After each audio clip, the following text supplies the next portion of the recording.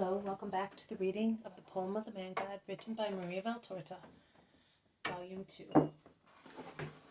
Chapter 262, The Man with the Withered Hand. 26th August 1945. Jesus enters the synagogue in Capernaum, which slowly becomes crowded with believers because it is Sabbath. Everybody is greatly surprised seeing him. They all point to him whispering, and some pull the tunic of this or that apostle, asking when they came back to town, because nobody knew that they were back. We landed at the fig well, coming from Bethsaida, to avoid taking one step more than is prescribed, my friend, replies Peter to Uriah the Pharisee, who, feeling offended at being called friend by a fisherman, goes away disdainfully and joins his peers in the first row. Don't tease them, Simon, warns Andrew. Tease them? He asked me a question, and I replied, saying also that we avoided walking to respect the Sabbath. They will say that we worked in the boat. They will end up by saying that we worked by breathing, fool. It's the boat, the wind, the waves that work, not us who sail in the boat. Andrew accepts the reprimand and becomes silent. After the preliminary prayers, it is time to read a passage and explain it. The head of the synagogue asks Jesus to do so, but Jesus points to the Pharisees, saying, "Let them do it." But as they do not wish to comply, he is compelled to speak. Jesus reads a passage from the first book of the Kings, which tells how David was betrayed by the men of Ziph, who informed Saul that he was at Gibeah. Jesus hands the roll back and begins to speak. It is always evil to infringe the precepts of charity, hospitality, and honesty. But man does not hesitate to do so with utmost indifference. We have here a double episode of such infringement and the consequent punishment of God. The behavior of the men of Ziph was deceitful. Saul's was equally so. The former were mean in their intention of getting into the graces of the stronger of the two. The latter was vile in the intention of getting rid of the Lord's anointed. They were thus united by their selfishness. And the false, sinful king of Israel dares to give a reply to the base proposal mentioning the Lord. May you be blessed by the Lord. Derision of God's justice. Habitual derision. Too often, the name of the Lord and his blessing are invoked as a reward or guarantee for man's wickedness. It is written, "You shall not utter the name of God in vain." And can there be anything more vain, or rather more wicked, than uttering it to commit a crime against one's neighbor? And yet it is a sin that is more frequent than any other, committed with indifference also by those who are always the first in the meetings of the Lord, in ceremonies, in teaching. Remember that it is a sin to investigate, take notice, and prepare everything to damage one's neighbor. It is also a sin to make other people investigate, take notice, and prepare everything so that other people may injure one's neighbor. It implies inducing others to sin by tempting them with rewards or threatening them with retaliation. I warn you that it is a sin. I warn you that such behavior is selfishness and hatred. And you are aware that hatred and selfishness are enemies of love. I am warning you because I am anxious about your souls, because I love you, because I do not want you to be in sin, because I do not want you to be punished by God as happened to Saul, whose country was destroyed by the Philistines, while he was chasing David to capture him and kill him. I solemnly tell you that will always happen to those who harm their neighbors. Their victory will last as long as the grass of a meadow.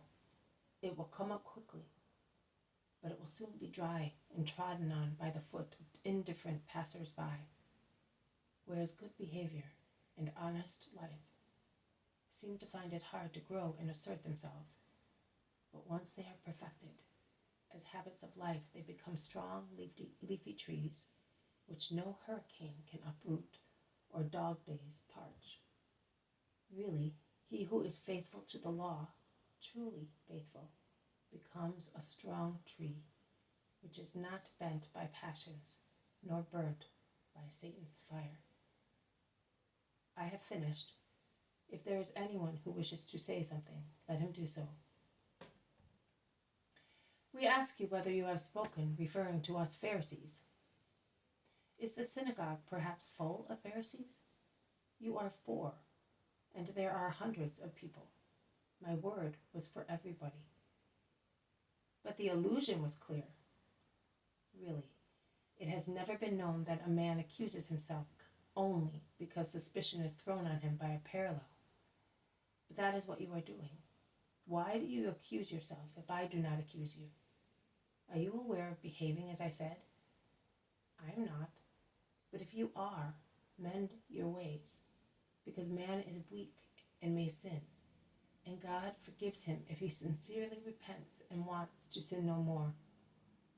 But to persist in evil is double sin, for which there is no forgiveness.